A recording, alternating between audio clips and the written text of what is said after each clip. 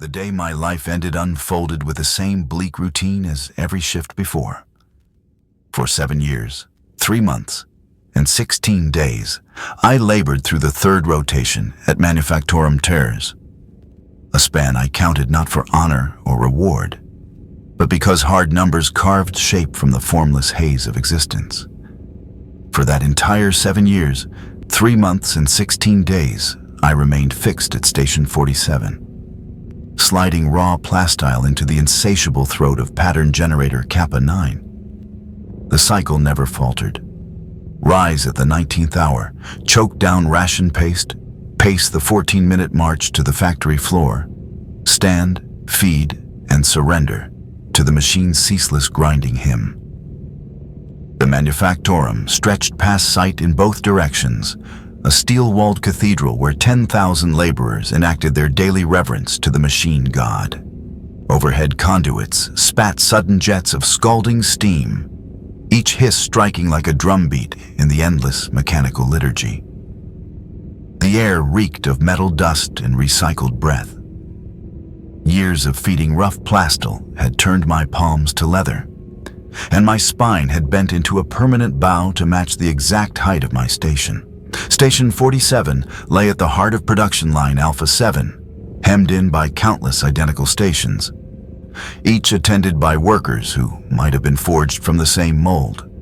To my left labored Yorick, a wiry man whose constant, whispered counting had blended so completely with the thrum of machinery that it felt like part of the factory's own voice. On my right worked Mailer, wrapped in such absolute silence that at times I questioned whether she still remembered how to speak. We never exchanged memories of life before the Manufactorum. There was no reason to. The endless toil devoured every stray thought and fragment of energy, leaving no room for recollection or ambition. At the exact same point in every shift, the overseer's command rasped through the voxcasters. Production quota stands at 97% of target. Unacceptable.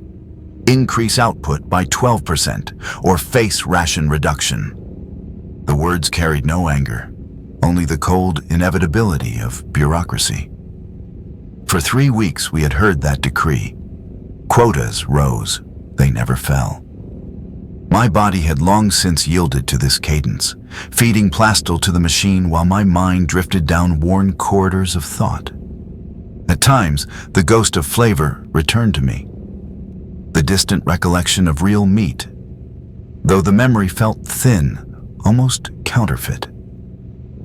At other moments, I envisioned colors richer than the Manufactorum's eternal rust-orange glow. Such visions drifted in and out like faint vessels on a black horizon, glimpsed briefly before they vanished into deeper shadow. The labor itself was never hard, only without end. The machine demanded plastile sheets delivered with exact timing, neither hurried nor delayed. Too fast and the pattern generator would seize, halting production and inviting punishment. Too slow and the quota would falter, drawing the same fate. 7 relentless years had engraved the rhythm into my bones. Feed.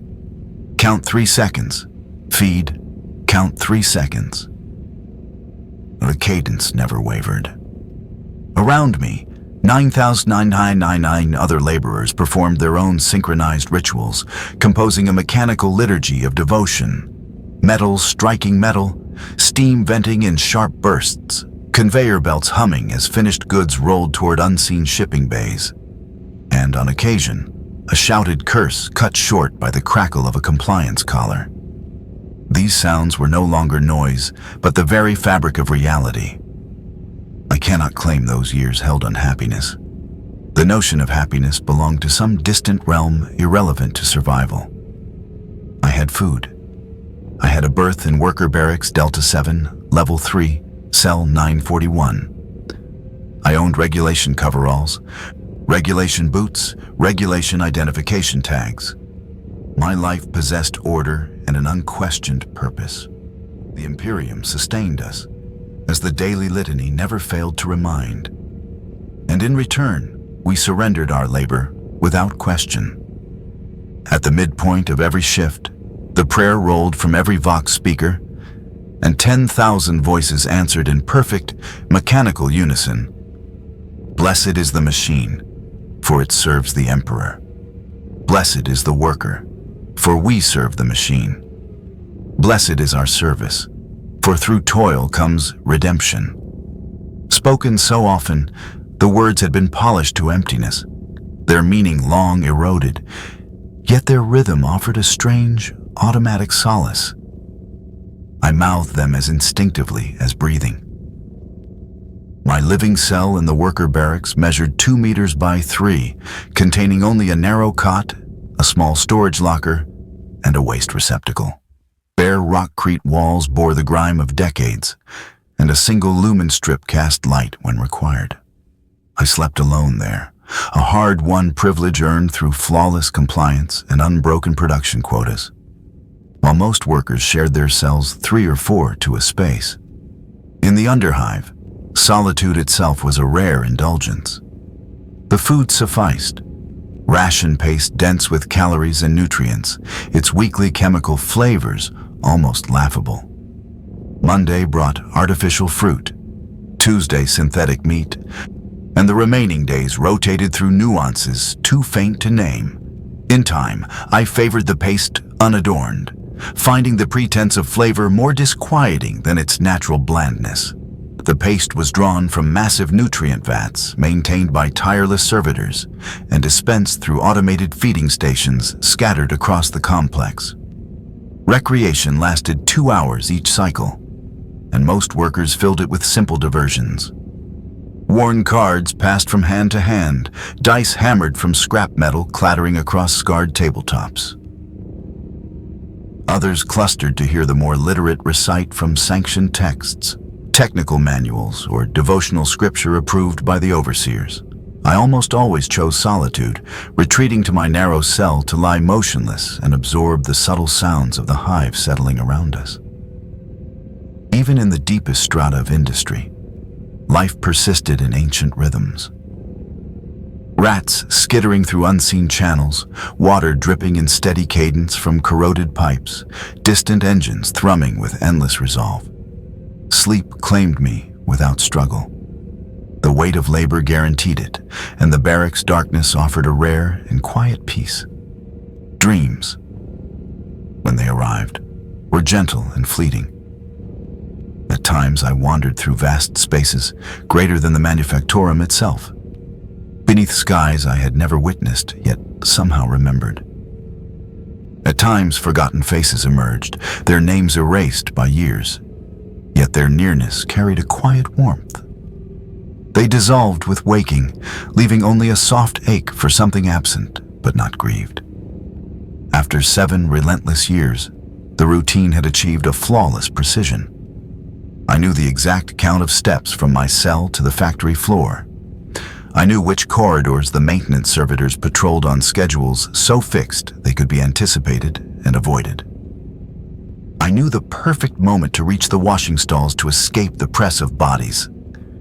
Every fragment of life had been distilled into efficient patterns that cut away friction and saved every ounce of strength for labor. In such a place, change felt inconceivable. The manufactorum had stood for centuries before I arrived and would endure for centuries after I vanished, whenever that might occur. Those who aged or weakened simply disappeared into other duties, their fates unspoken and unknowable. New hands arrived regularly to occupy vacant stations, most of them youths from upper levels who had failed to claim better work. They mastered the rhythm quickly, or they were gone. Nothing suggested my world would ever shift. The Imperium stretched beyond understanding, and my presence within it was smaller than a single grain of sand.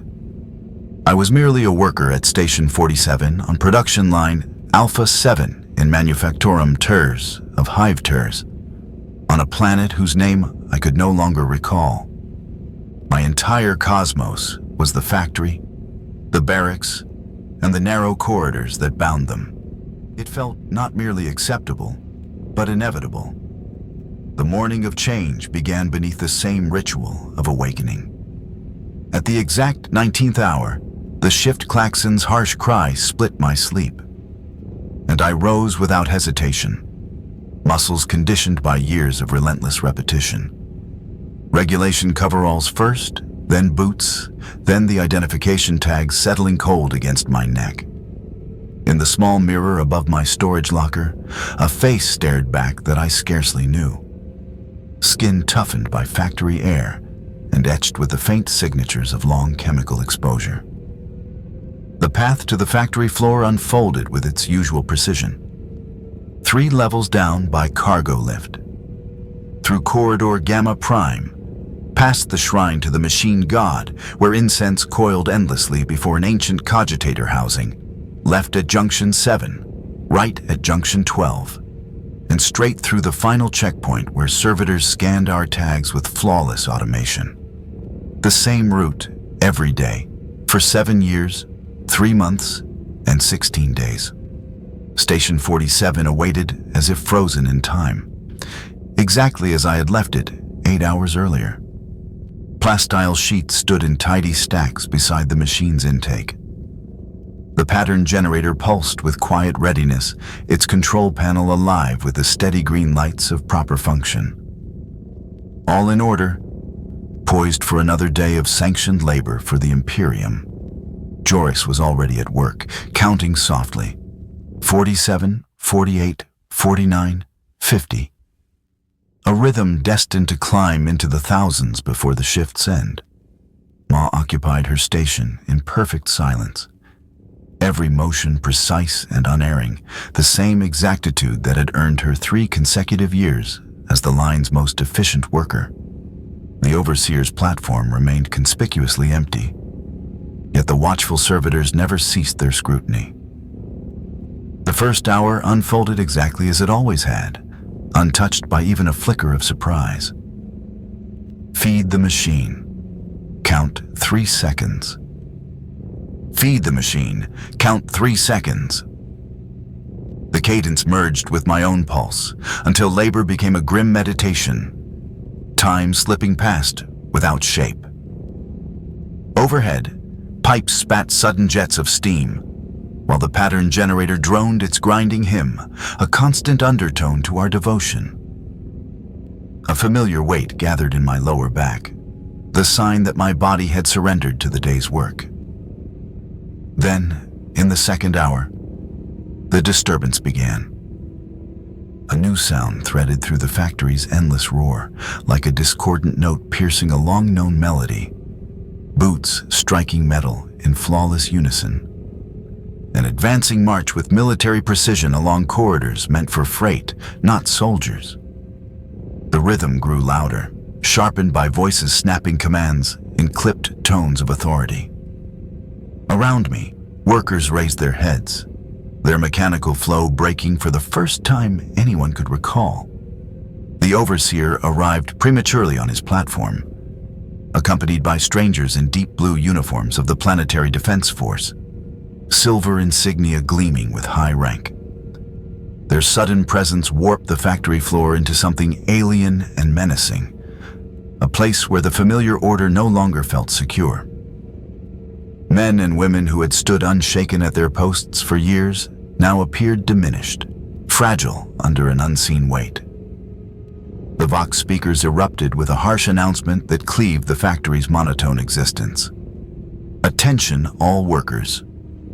By decree of the planetary governor and in accordance with Imperial military conscription protocols, the following individuals will report immediately to Processing Station Alpha for induction into military service. One by one, names reverberated through the immense chamber, each syllable striking like a physical blow, wrenching another soul from the bleak comfort of endless routine.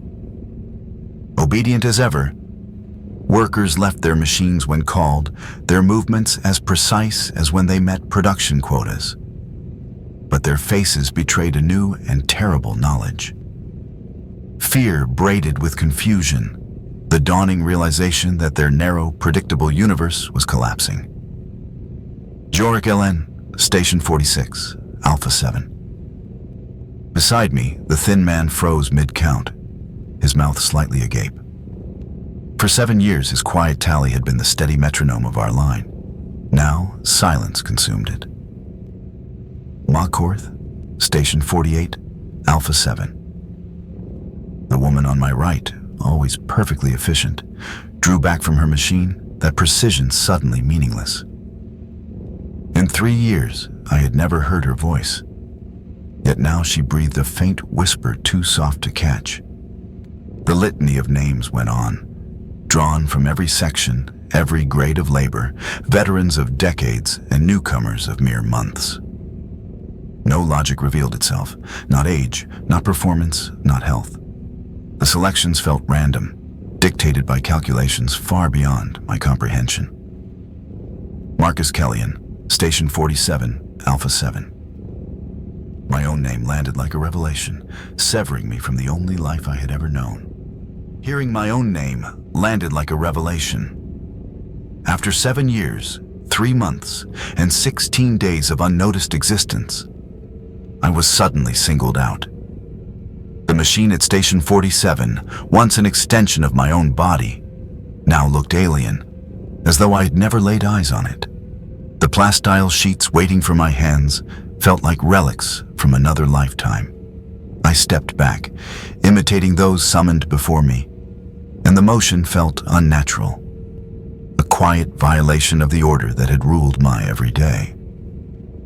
For years I had occupied this exact square of floor, performing the same function with absolute certainty. Now I was walking away, and eventually another would stand where I had stood. The realization pressed on me with a weight I could not fully grasp.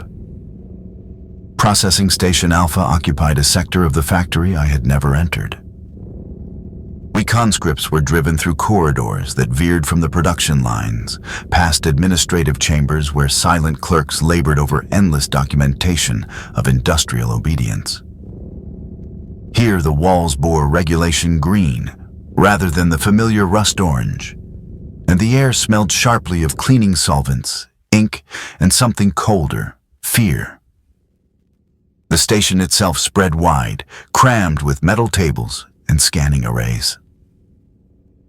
Planetary Defense Force officers moved among them with practiced efficiency, turning living people into data sets. Height, weight, basic health, literacy, mechanical aptitude. Every detail was inscribed with the same clinical detachment reserved for cataloging machine parts. I was directed to Table 17, where a woman in uniform, identified by her insignia as Sergeant Major Vex, waited with the weary authority of one who had processed thousands of conscripts over countless years. Without lifting her eyes from the glowing data slate, she questioned me in a clipped voice that assumed instant obedience.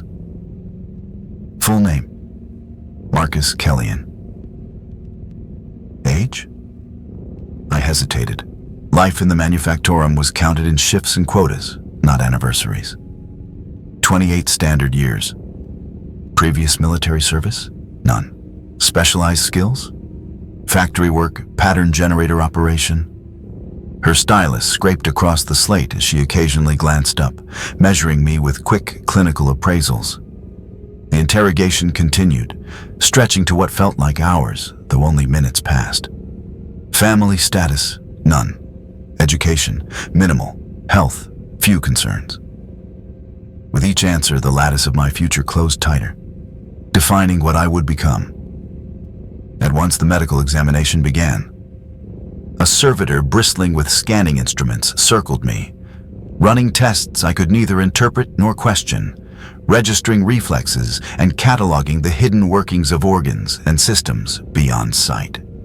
The entire procedure possessed the same detached efficiency that marked all imperial bureaucracy, stripping away identity until nothing remained but components to be indexed and put to use. Physically suitable for standard infantry service, the servitor intoned in its flat, mechanical cadence.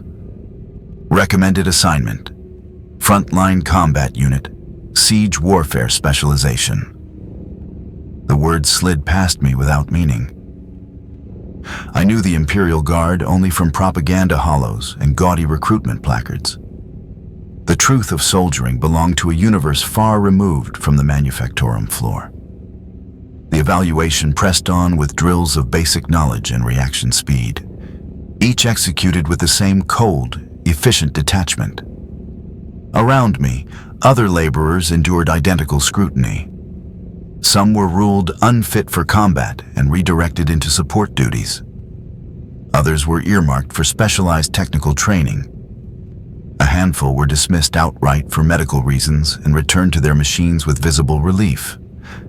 The majority, like myself, were funneled into the vast war engine of the Imperium. The entire ordeal consumed less than 4 hours.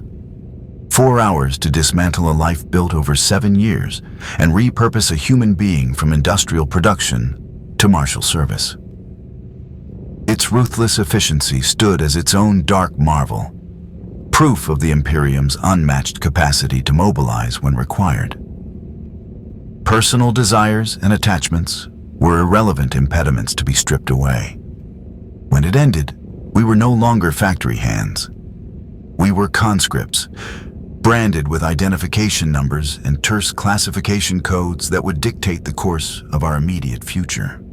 I was now conscript 4,71892, Delta Infantry classification, awaiting assignment. The name Marcus Kellyan still existed on record, yet it already felt like a relic belonging to another life. The final phase of processing issued us the bare bones of a soldier's kit. A coarse cloth bag containing regulation undergarments, a dented water flask, a compact mess kit, and a thin booklet titled Basic Military Doctrine for New Conscripts. The booklet's flimsy pages, printed on cheap paper that smeared at the touch, laid out the skeletal structure of Imperial service, rank hierarchies, fundamental orders, and crude diagrams of correct parade stances. Identification tags replaced our worker badges, heavier and forged from a different alloy, each stamped with our conscript number and essential service codes. The weight of the new tag against my throat was alien, a constant signal that the old identity had been formally erased. A captain whose name I never learned delivered the closing address with the weary cadence of endless repetition. "You are now property of the Imperial Guard," he declared. "Your previous lives are ended. Your service begins immediately. You will be transported to Training Facility Gamma for basic combat preparation, after which you will be assigned to active units as military necessity dictates. Questions will not be answered. Compliance is expected and will be enforced." The speech consumed less than 2 minutes. 2 minutes to sever everything familiar and replace it with duties I could scarcely fathom.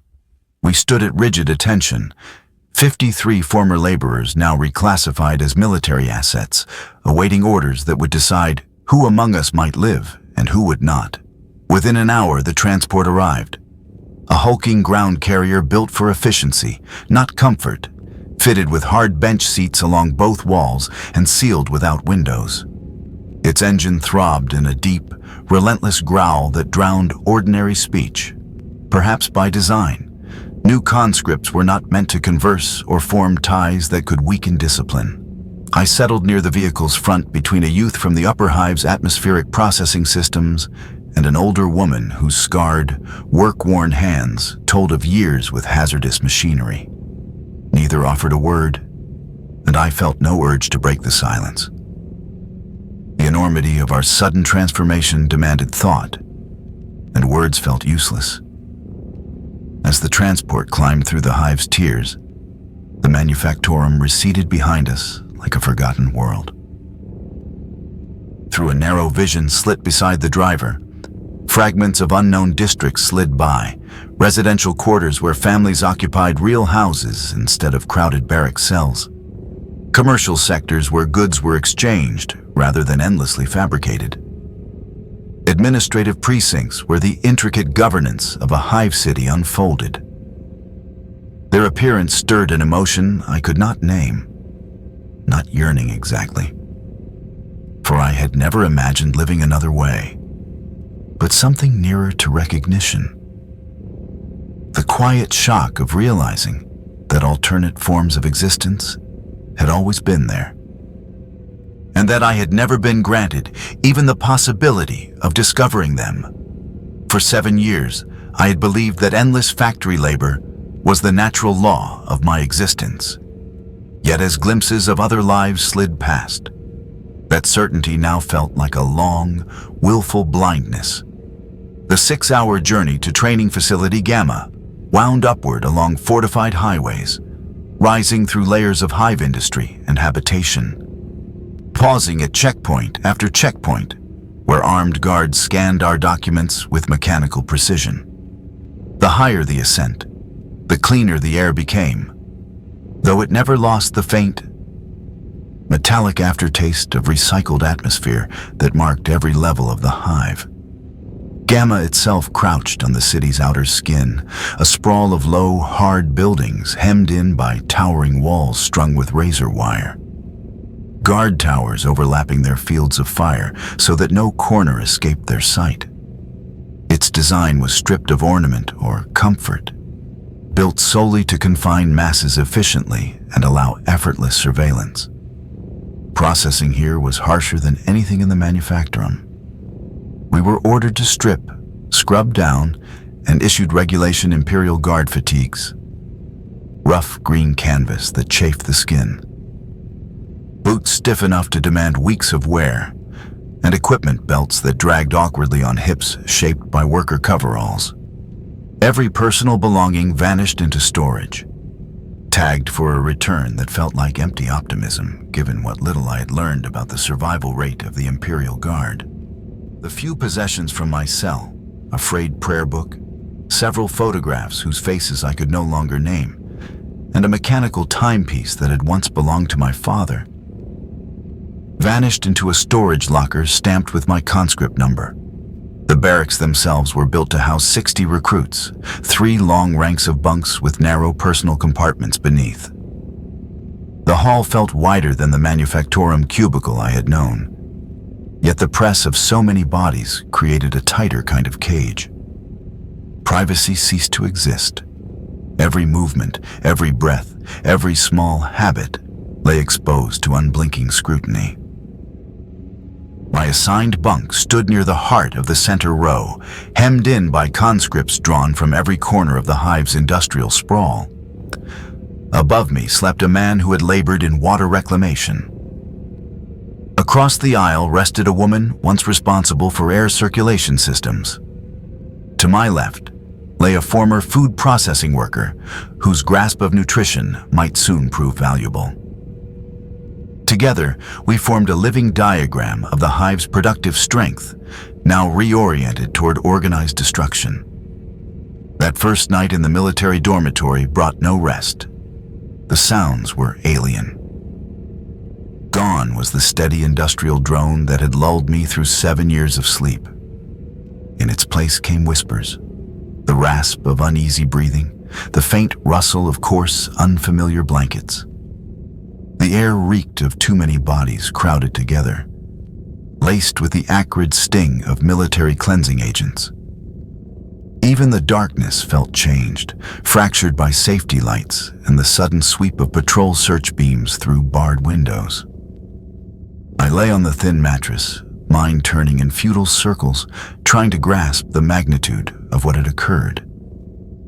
18 hours earlier, I had been a factory worker with a fixed role and a foreseeable future. Now I was merely a conscript, about to be trained in the grim arts of killing and dying.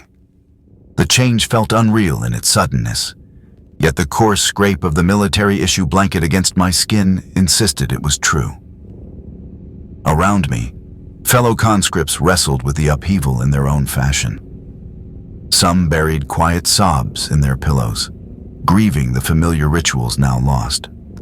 Others lay rigid and mute, as though conserving strength for the unknown ordeals ahead.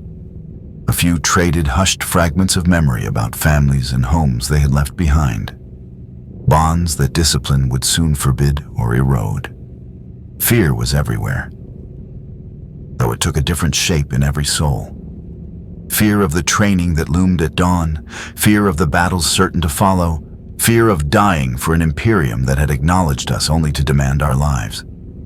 It was a fear both reasonable and inevitable, yet it offered neither solace nor direction. Eventually, sleep came, the result of sheer fatigue rather than calm. When dreams arrived, they were fractured collages of factory repetition and martial visions culled from recruitment-picked feeds.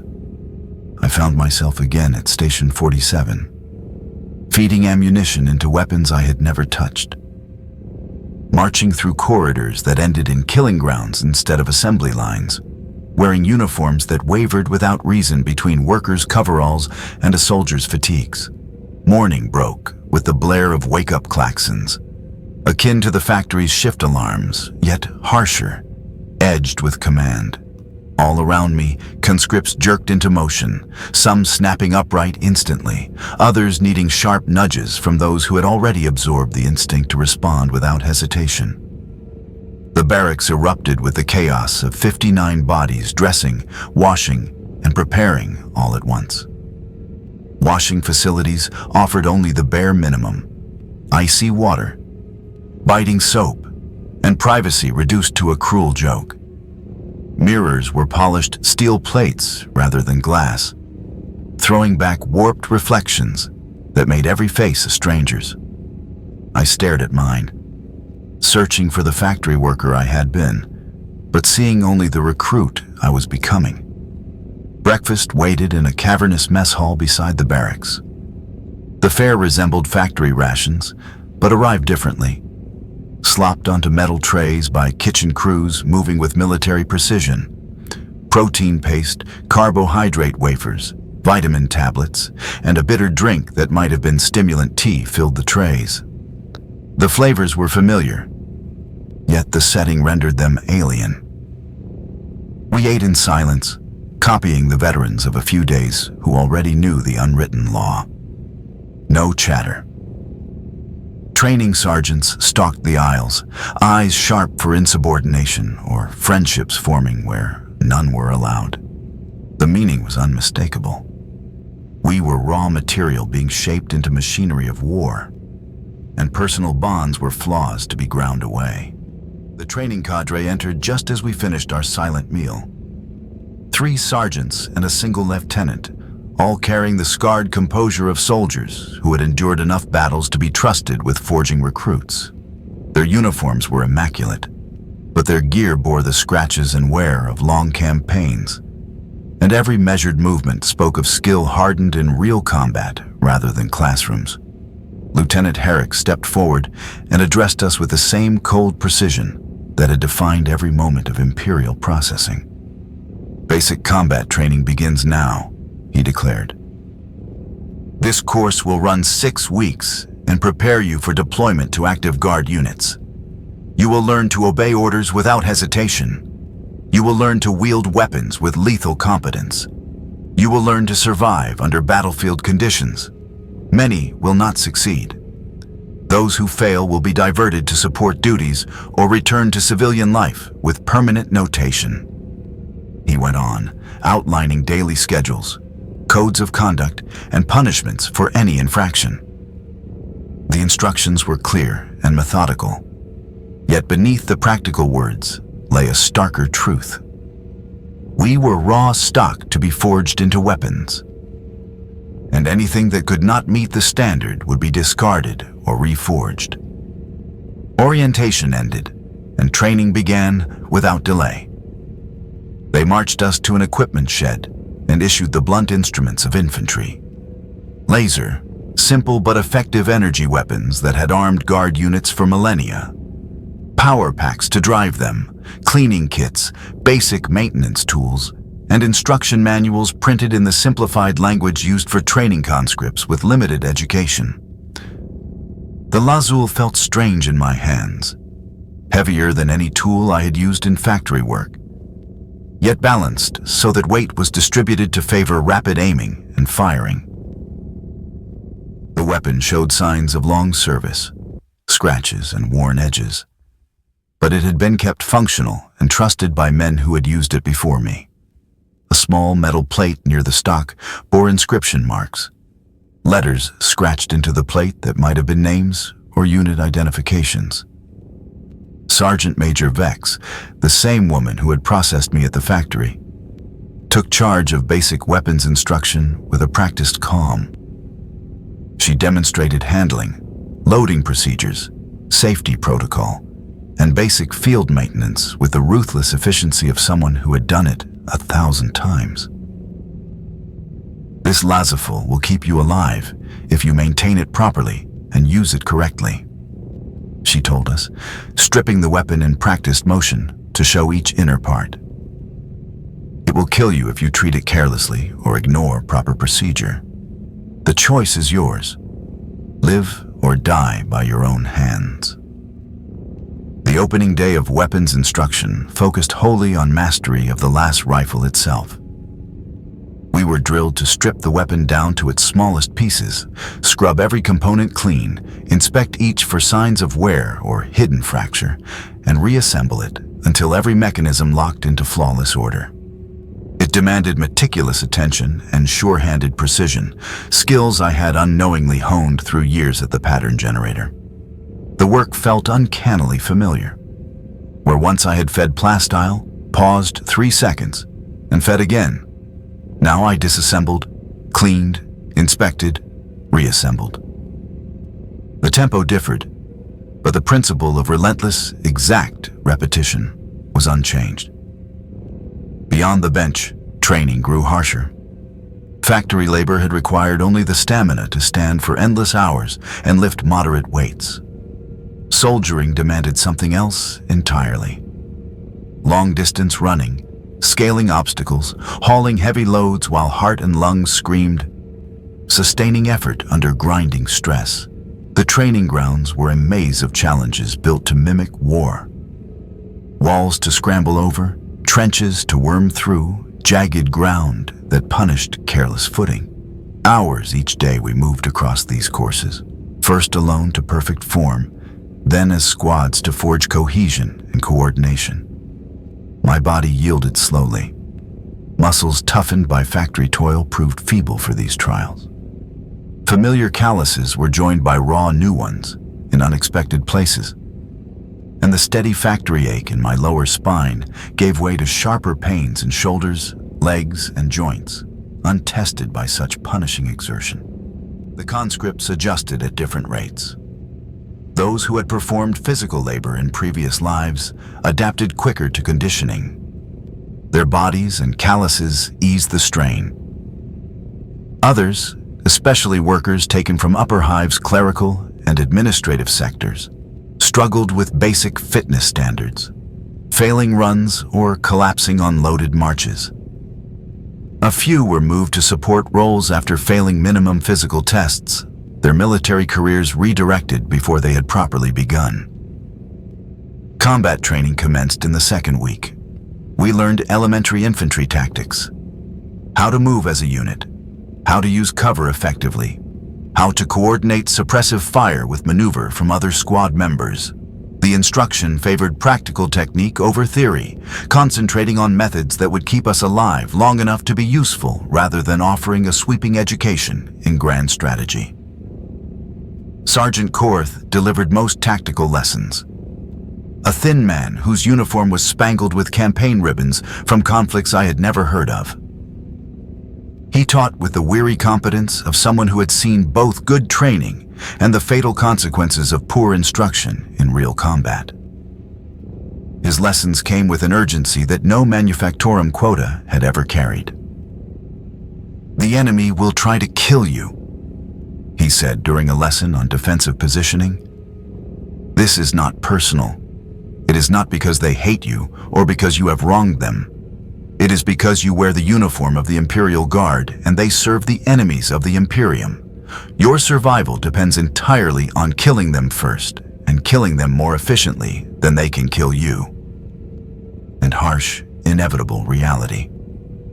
The training gun spat low-powered laser flashes that burned with a sharp sting yet left no lasting wounds. We began with lifeless targets, drilling the discipline of stance, breath, and the measured squeeze of the trigger. The Lazarful's stripped-down design made accuracy seem simple at first glance. But holding that precision demanded relentless focus and endless repetition. To my surprise, skill came to me readily. 7 years of meticulous factory labor had carved steadiness into my hands and a craftsman's eye for minute detail. Each deliberate shot echoed the old rhythm of the assembly line, mechanical, exact, and unforgiving of lapse. Soon the regimen escalated. Static plates gave way to targets that shifted, darted, and vanished like phantoms. We fired while advancing, fired while retreating, fired as instructors roared commands and hurled chaos into the air to fracture our nerves. Yet the cruelest trial lay not in motion, but in shape. The day came when steel circles and squares were replaced with silhouettes shaped like men. Though reason told me they were nothing but painted boards, some quiet corner of my mind recoiled, balking at the sight of a human outline in my sights. Sergeant Vex caught the hesitation and summoned me aside. Her voice cut like cold iron as I stood before the mock figure. "The foe will not hesitate to kill you," she said. "They will not weigh your conscience, nor grant you moments to wrestle with doubt.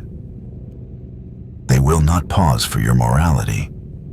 If you cannot bring yourself to fire on a likeness of a man, you will fail when the real thing stands before you, intent on ending your life." She was right. The entire regiment existed to harden us for truths civilian life never imagined. For an infantry soldier, the capacity to end a life was no less essential than a factory worker's mastery of machines. Morality meant nothing when survival was measured in seconds. I forced myself to treat each humanoid target as a technical challenge. Sight alignment, the steady rhythm of breath, the precise pressure of a trigger. The shape before me ceased to be a person and became a puzzle of angles and timing. The detachment felt unnatural, even cold, but it was the only way to meet the course's demands. By the third week, drills expanded into squad tactics. We were divided into units of 10 conscripts, each led by a provisional squad leader chosen for skills shown in earlier sessions. My own squad was a patchwork of laborers from distant hive sectors, a living example of the Guard's habit of gathering soldiers from every stratum of Imperial life. Working as one body proved far more intricate than individual marksmanship. We practiced advancing in overlapping fields of fire, learned to blanket enemy positions with coordinated volleys, and rehearsed carrying wounded comrades to safety while the fight still raged. Each exercise layered fresh complexity and relentless time limits, demanding that every lesson merge into instinct. Above all, communication ruled the field. Rapid exchanges of enemy sightings, ammunition counts, casualty updates, and sudden tactical shifts flowing across the squad like a single nervous system, where a moment's silence could mean death. We drilled with Vox units, hand signals, and shouted commands until every exchange flowed by reflex rather than thought. The Vox casters resembled the public address systems used back in the factory to relay directives. But the military versions were hardened for two-way contact and the brutal chaos of war. Mastering their codes and etiquette was a matter of survival. One garbled word or delayed transmission could mean friendly fire or a broken maneuver that bled lives. Our squad leader, conscript Yelena Voss, had once overseen atmospheric systems, and the decisiveness she'd forged in civilian command translated seamlessly to the regiment. She possessed a gift for swift judgment under pressure and for making her instructions cut through noise like a blade. With her at the helm, we shifted from a loose gathering of conscripts to a single coordinated organism. By the fourth week, the curriculum turned to heavier armaments and specialized gear. Some recruits proved deft with crew-served weapons, such as heavy bolters or mortars. Others were tapped for demolitions or advanced communications. These special tracks shaped both final deployment and the odds of living through different theaters of war. My evaluation placed me with the regular rifleman, armed with a standard-issue laziful and the rugged kit of the line soldier. It was the most common assignment, a reflection of my steady scores and the Guard's endless demand for dependable infantry. Elite roles had their place, but the true spine of the Imperial war machine remained the ordinary trooper, basic weapon in hand, drilled to lethal precision. Equipment upkeep became a central pillar of instruction during this stage. We were drilled in repairing weapons under field conditions, fashioning makeshift fixes when proper components were absent, and keeping gear functional even when subjected to punishing environments far beyond design limits. As the weeks advanced, training shed its restraint. Blanks and practice beams gave way to live ammunition, each shot cracking the air with lethal weight. Scenarios grew harsher, now including staged casualties that forced us to press forward while tending to the wounded. Hunger and exhaustion were woven into the regimen, stripping away comfort until only endurance remained. One exercise in particular pressed us to the edge. Storming a fortified emplacement under full kit, running on barely any sleep. Barriers demanded teamwork to cross. Defenders required annihilation through coordinated volleys, and fallen comrades demanded urgent aid without breaking momentum. By then, my movements carried no hesitation, procedures etched into muscle, instincts honed until automatic. The lazaril no longer felt like issued steel, but like an extension of flesh and will. Our squad moved as one organism, each member anticipating the others, duties executed without the need for constant orders. Victory was declared, yet its toll lay heavy. Bodies shook with exhaustion, some collapsed into Medicaid care for injuries sustained. Others displayed the tremors of strain that instructors coldly flagged for observation. The overseers recorded it all without emotion, their detachment as precise and clinical as every other stage of our transformation into soldiers. The 5th week was given over to combat medicine. Every conscript was drilled in battlefield first aid, learning the grim essentials of stopping arterial bleeding, countering shock, splinting shattered bones, and pulling casualties out of fire. Instruction was blunt and visceral. Training dummies in synthetic blood recreated the torn flesh and crushed limbs common to infantry war, forcing us to face the bodily truth of combat in a way target practice never had. The awareness that these injuries might soon be our own or belong to the comrade beside us pressed inescapably close. At first I faltered. The reek of mock gore and the sight of gaping, fabricated wounds brought waves of nausea and an edge of panic. Yet repetition and necessity ground those instincts down. The knowledge was too vital to surrender for the sake of comfort, just as I had once forced myself to fire at human silhouettes. Treating the injured demanded the same ruthless mental division. Technical steps walled off from the churn of emotion. The 6th and final week fused every lesson into full-scale war games. We executed simulated operations that threaded infiltration, assault, defense, and fighting withdrawal into single missions. Each scenario aimed to measure whether we could think and move as soldiers, reacting to chaos with trained precision instead of fear.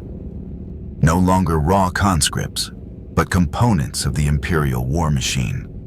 Through those final drills, something deep within us shifted. The early drag of hesitation had vanished, replaced by reflexes that skipped conscious thought. A target appeared. We fired. A command barked. We moved. A comrade fell. We pressed on. I could not name the instant the change occurred, only that it was complete. Graduation arrived with a ceremony as spare as a service manual. We stood at rigid attention while unfamiliar officers recited oaths to duty, honor, and the Emperor's eternal will. Their words were precise, but bloodless, recognizing the end of training without a trace of personal triumph. We were no longer individuals, but calibrated parts, ready to slot into the Imperium's vast engine of war. Orders followed immediately. Each of us received a sealed regulation envelope stamped with destination coordinates and reporting instructions. Some would be stationed on quiet garrison worlds, their duties limited to patrol routes and ceremonial watch. Others were sent straight to war fronts, where survival was counted in weeks, not years. I opened mine with a calm born of exhaustion and conditioning, knowing the paper inside might spell life or early death. The message was stark and exact. Report to Subsector Command Station Gamma 77 for immediate reassignment to active combat unit. Transport departs 600 standard. No personal effects authorized. I had never heard of Gamma 77, but the phrase active combat unit required no translation. It meant the front lines and everything that awaited there. Within days, weeks at most, I would be in combat. Training had ended, and its true purpose would soon be measured where mistakes meant death, not a simple transfer. On that last night in the barracks, I lay on the hard, familiar bunk, trying to make sense of the past 6 weeks. The factory worker who once stood at Station 47 felt like a ghost from a distant age. A man bound to routines that now belonged to another world.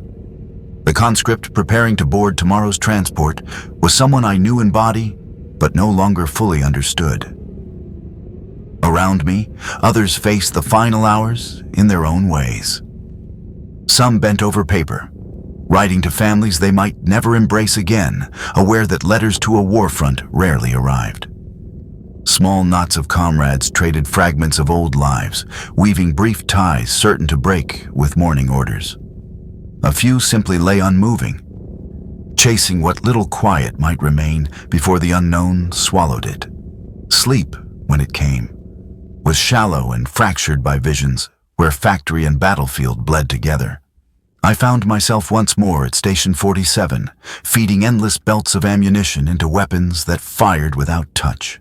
I marched through steel corridors that opened suddenly into trenches heaped with the dead.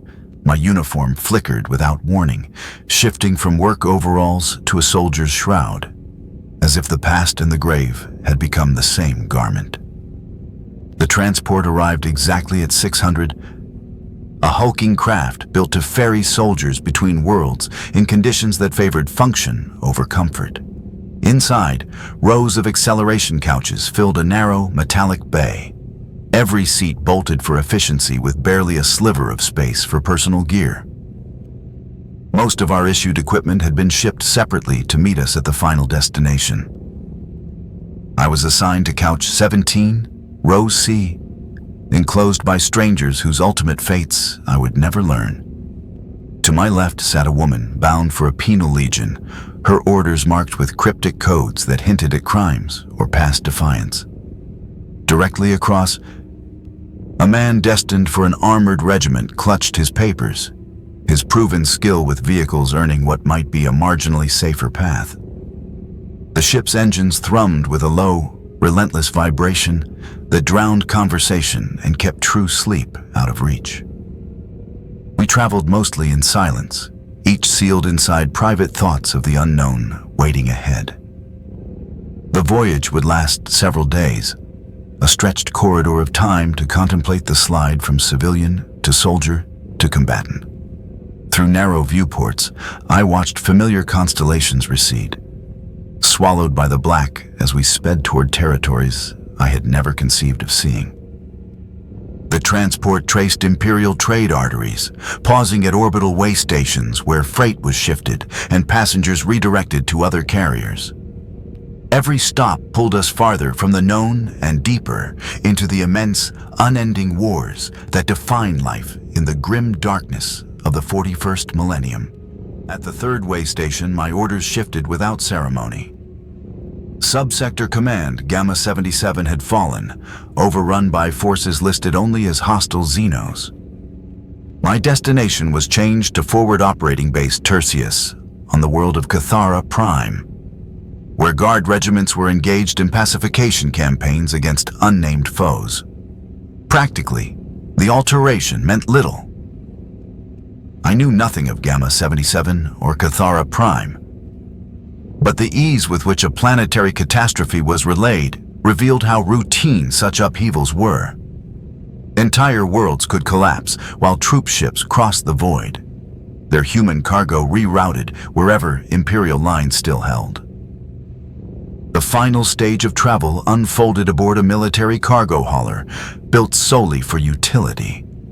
Comfort and morale were irrelevant. We were freight to be delivered with maximum efficiency, nothing more. Base Terseus stood on a windswept plateau of Cathara Prime's northern continent, its position commanding clear fields of fire in every direction. Though temporary by design, the outpost was formidable. Prefabricated strongpoints that could be raised overnight and torn down when strategy demanded. Guard units flowed in and out in a ceaseless tide, their arrivals and departures dictated by the shifting front. Upon landing, I was placed with 2nd Platoon, Alpha Company, 43rd Cadian Infantry Regiment. To me, the string of numbers and names was just another line on a manifest. But the veterans spoke the designation with a quiet reverence, as if those words carried a lineage of hard-won honors and unbroken stands that stretched back through decades of war. My squad leader was Sergeant Corvain, a battle-worn veteran whose ruined left eye and map of scars told a history of long, violent service. He studied my training file with a measured care that suggested he knew exactly how to keep raw recruits alive long enough to matter. "Factory worker," he observed, scanning the page. "Good. You know machinery and procedure. Combat is machinery of another kind. Different moving parts, same rules. Follow the process, and you might keep breathing long enough to learn the rest." Our squad numbered 12 with me, as the newest piece added to a machine already running. The others had shared fire and fear together for months, some for more than 2 years, their trust tempered in danger and necessity. I was the variable, to be proved or merely endured. Operations started at once. The foe on Cathara Prime was labeled local insurgents with potential Xenos backing, a description too thin to reveal their real strength or intent. Our task was to push through suspected enemy zones, locate hostile positions, and eradicate any resistance we met. The first patrol was set for dawn after my arrival. While we checked weapons and secured gear, Corvain laid out a terse tactical briefing. The patrol route stretched across roughly 20 kilometers of fractured ground where reconnaissance claimed enemy movement. Our purpose was simple and cold. Verify the threat and destroy any target of opportunity. With the mechanical assurance that 6 weeks of training had carved into my reflexes, I checked my Lazul. Clean, loaded, safety engaged. Spare power packs secured in position. The weapon felt like an extension of my body. Its operation as automatic as breathing. My remaining gear was equally familiar. Field pack, water supplies, medical kit, entrenching tool, and assorted items whose functions had been drilled into memory. We moved out at 500 before dawn, provided light that might reveal our position to enemy observers. We advanced in standard formation with scouts ahead, main body following and rear guard maintaining security behind us. Communication was minimal and conducted through hand signals that prevented audio detection by hostile forces. Cathara Prime's landscape was harsh and unforgiving. Rocky outcroppings provided cover, but channeled movement along predictable routes. Vegetation was sparse and offered little concealment. The terrain favored defenders who could establish positions with good fields of fire while forcing attackers to advance across open ground. We had been moving for 3 hours when the first contact occurred. Automatic weapons fire erupted from concealed positions approximately 200 meters to our front. forcing the squad to seek cover among the rocks and vegetation. The sound of incoming rounds was different from training exercises, carrying a lethality that simulated ammunition could not replicate. Sergeant Corv's voice crackled through the voxit with calm authority. Contact front. 2 or 3 automatic weapons. Corporal Thane, take your fire team left and flank. Squad, suppress the firing position until flanking element is in position. Crouched low behind a jagged boulder that shielded me yet offered a narrow view of the hostile line, I steadied myself. The intermittent bursts of muzzle flash marked their firing points like brief, violent beacons, and weeks of relentless drills turned my response into instinct. Each squeeze of the trigger sent the lazafil recoiling against my shoulder, lances of focused energy cutting toward enemies I could scarcely glimpse. The exchange of fire dragged on for roughly 10 minutes. At last, Corporal Thane's flanking maneuver forced the foe to break and retreat, abandoning gear and leaving dark spatters of blood that hinted at casualties from our suppressive fire. Advancing with deliberate caution, we cleared the site by the book, every movement favoring security over haste. The vacated nest bore the imprint of recent use, but no corpses remained. Faint blood trails snaked into rough ground, riddled with hiding places, pointing to wounded adversaries carried off by their surviving allies. We gathered the forsaken equipment, logged the skirmish for intelligence, and pressed on with the patrol. I had discharged my weapon at human targets for the first time. Perhaps killing or maiming strangers whose faces and causes I would never know. The moment felt neither victorious nor shattering. Merely essential to complete the mission and keep the squad alive.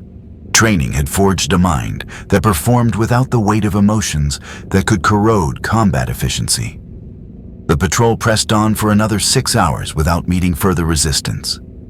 We swept our assigned sector with methodical precision, recording likely enemy hideouts and charting approach routes that might serve future operations.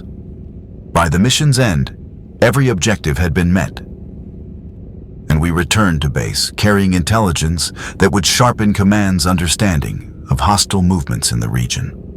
That evening, Sergeant Corv led a thorough debrief, dissecting our actions and pointing out areas where discipline or coordination could tighten. My own performance under fire was logged as satisfactory, adequate for a fresh recruit and free of errors that might have jeopardized the squad. I had reached a level of practical competence, able to fulfill duties without constant oversight. Day after day, the rhythm of patrols repeated with relentless sameness. Dawn briefings, weapon checks, movement into designated zones, skirmishes when contact occurred, tactical engagements, the long march home, then evening assessments. The cycle recalled the factory floor, demanding unbroken precision and a steady execution of learned procedures, where a single flaw might separate success from failure. Repetition dulled the edge of fear. The first jolt of enemy fire faded into conditioned reflexes. Loading, aiming, discharging, changing cells, shifting cover, coordinating with squad mates, tending the wounded.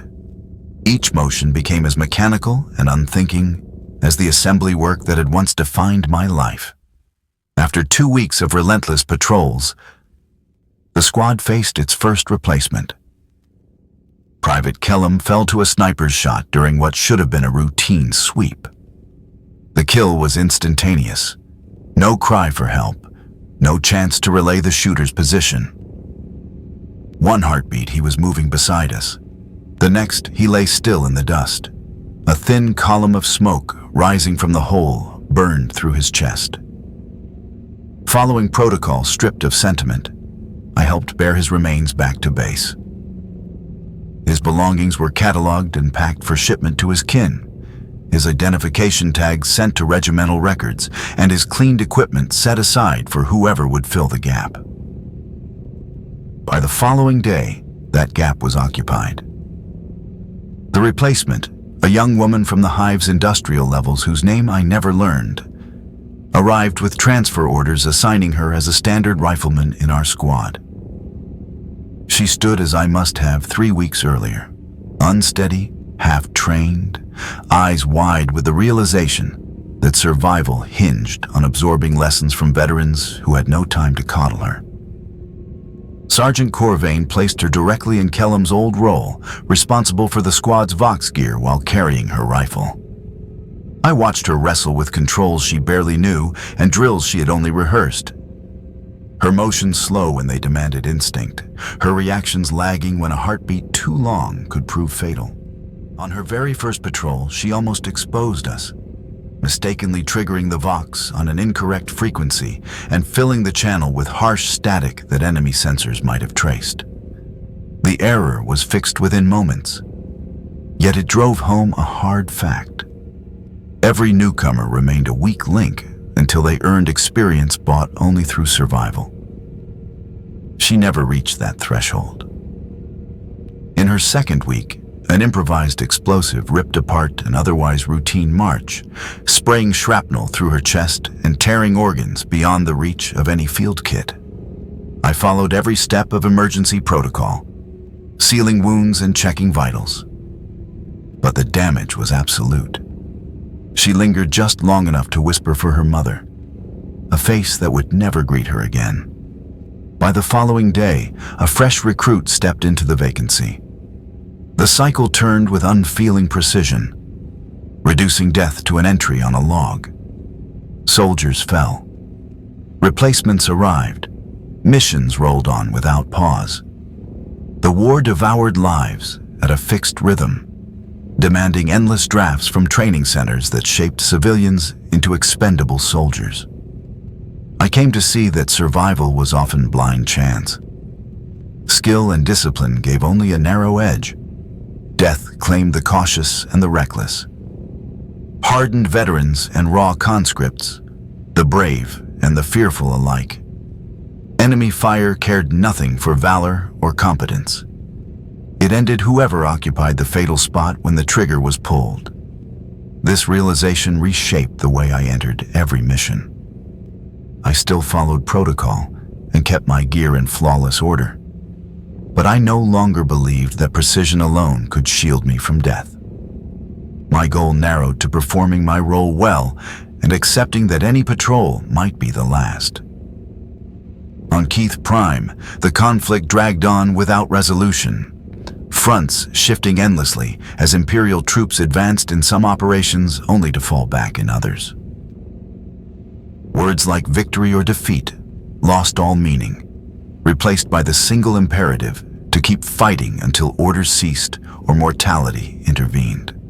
Supply convoys came sporadically, delivering ammunition, rations, and fresh troops to keep the squad functional. They also carried grim communiques from distant campaigns, reports of setbacks, withdrawals, entire worlds consumed by foes whose true purpose remained unknowable. The greater war sprawled beyond comprehension, and our own contribution was too small to register in the vast machinery of strategy. After 2 months of constant fighting, I was informed that I'd been promoted to acting corporal. The rank contingent on finishing further training, the advancement owed less to distinction than to endurance. Veterans had grown so rare that merely surviving conferred value, whatever one's natural talent for command. The new title brought added duties, but little change to the rhythm of each day. I now led a 4-person fire team, responsible for directing their movements in combat and making split-second tactical calls that could either spare their lives or doom them. My authority was narrow, yet the stakes were final. Within my team were 2 fresh replacements and 1 trooper who, with 8 months in the regiment, counted as a veteran by the meager standards of the front. We operated as a semi-independent unit inside the squad, carrying out reconnaissance, executing flanking actions, and handling missions that demanded precision from small groups. The newcomers fixed on me with the same anxious trust I had once given Sergeant Corvain, convinced that experience might be passed like a weapon. that survival could be taught before it was tested. I offered every lesson and caution I knew, fully aware that nothing I shared could promise they would live to see another patrol. The war dragged on through seasons, stripped of meaning for soldiers who slept in buried shelters and fought over scraps of ground without worth. Time no longer followed calendars, but the grind of patrol rotations and the counting of the dead.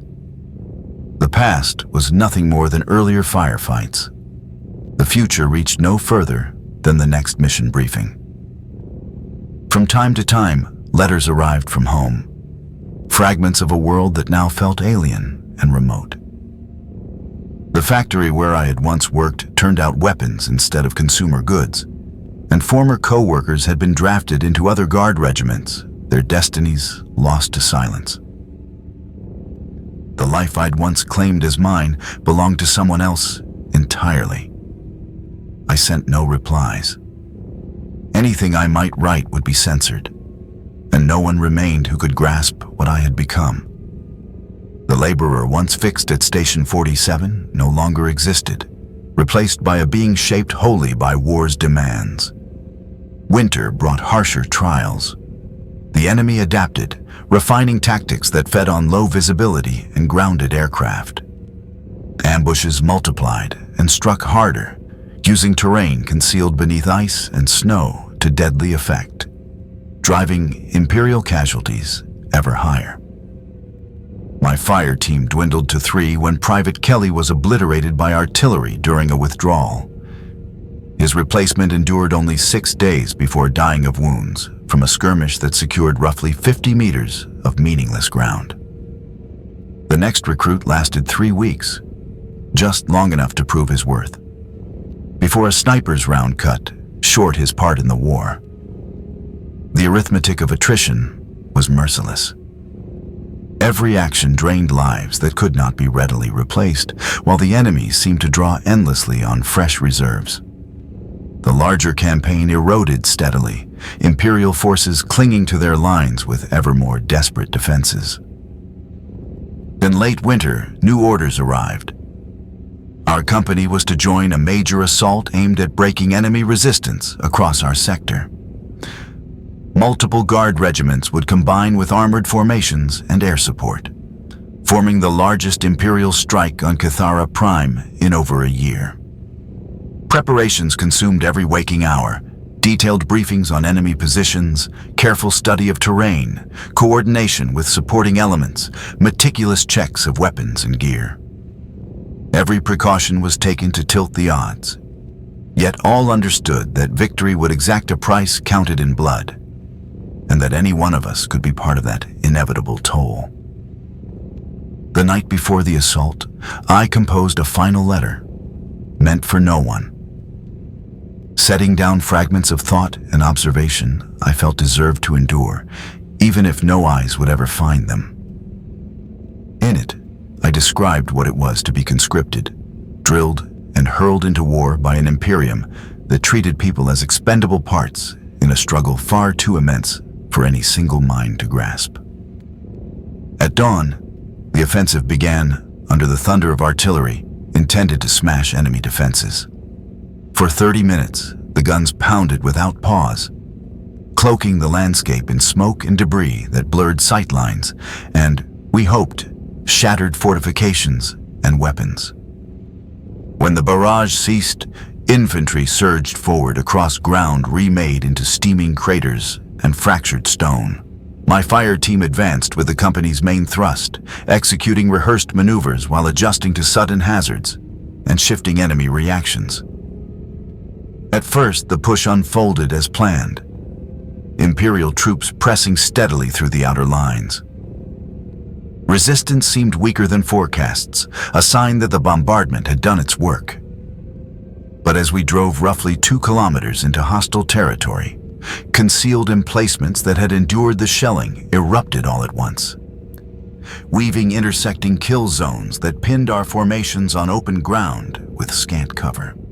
The meticulously prepared advance collapsed into a raw fight to stay alive, As crossfire pinned whole formations, I became cut off from my fire team, crouching in a shell crater while enemy rounds scoured every approach.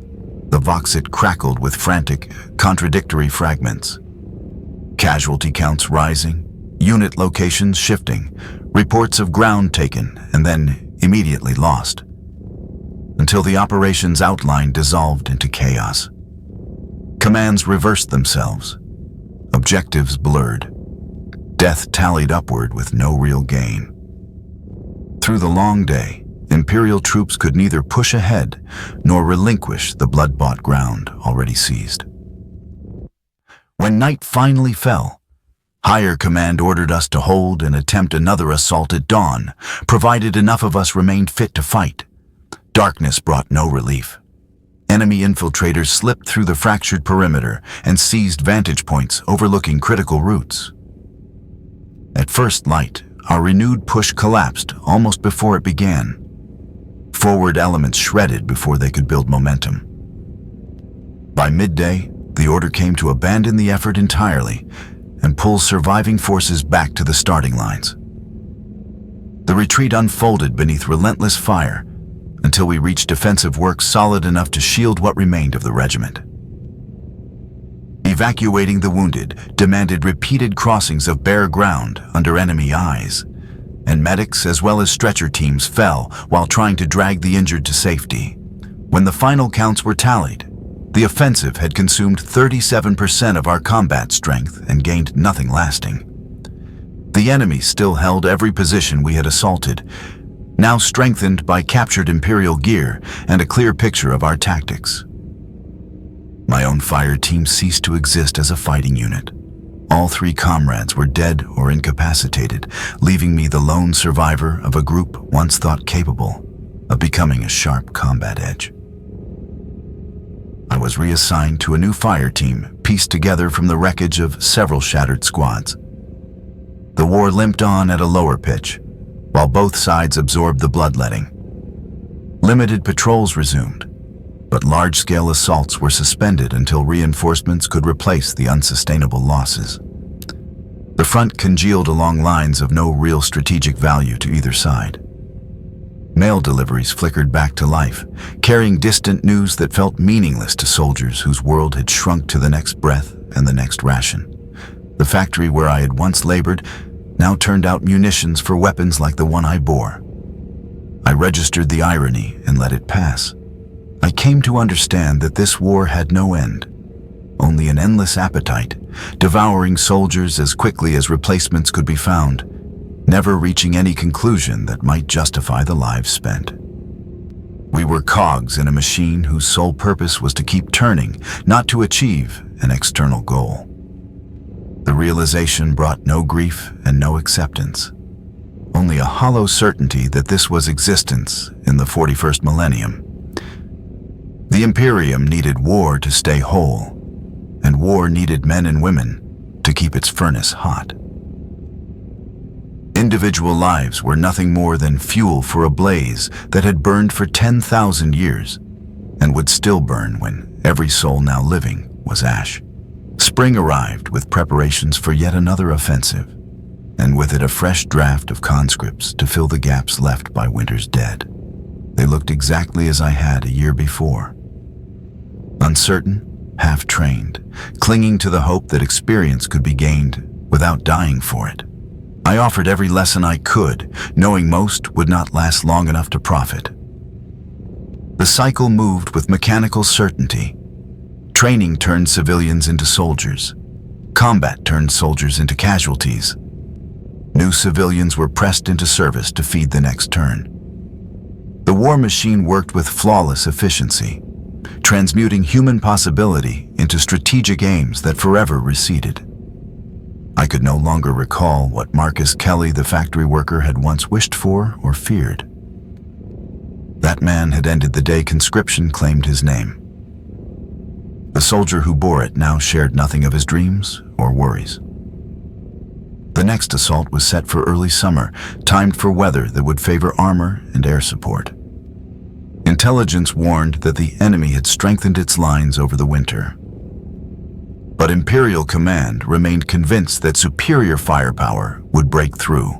We prepared with the same exhaustive thoroughness as before, cleaning and testing weapons, rehearsing tactics, coordinating every supporting element, fully aware that any victory would demand sacrifices that could easily include our own lives. The night before the assault, I lay in my dugout, surrounded by the muted industry of an army sharpening itself for slaughter. Bolts clacked as weapons were loaded, straps tightened as gear was secured, and low voices murmured prayers, some to the Emperor, others to forgotten gods whose names lingered like echoes in forbidden air. These sounds had become as ordinary to me as the drone of factory presses once was. I remembered the morning when my old life ended and my service began. What had felt abrupt and brutal then now seemed inevitable.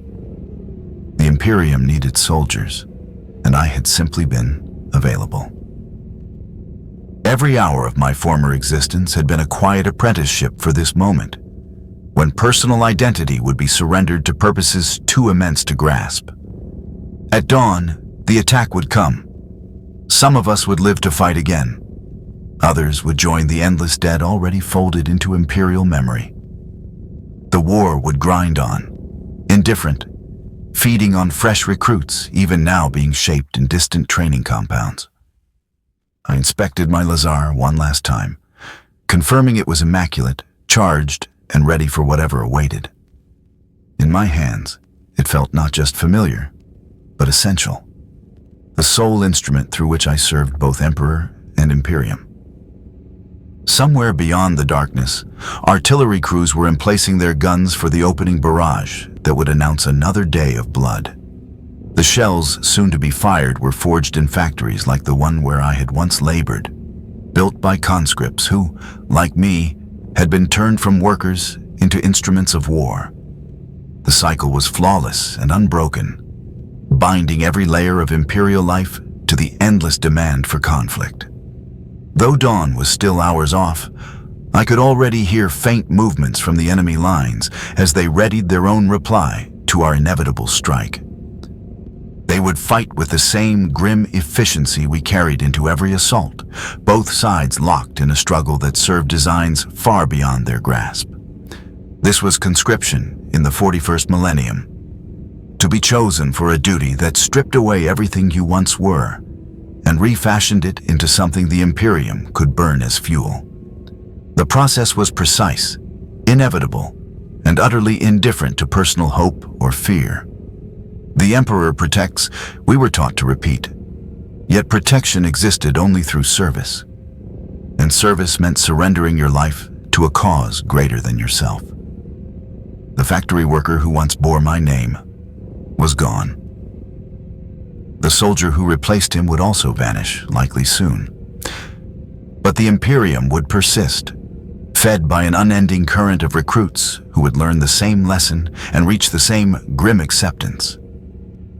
In the deep hours before sunrise, with the sounds of an approaching battle all around, I finally grasped what I had become. Not an individual with ambitions or dreams, but a component in a vast mechanism that converted human lives into fleeting tactical gains. The realization offered no comfort, only the certainty that peace was a privilege the 41st millennium would never permit. The war would continue. It always would.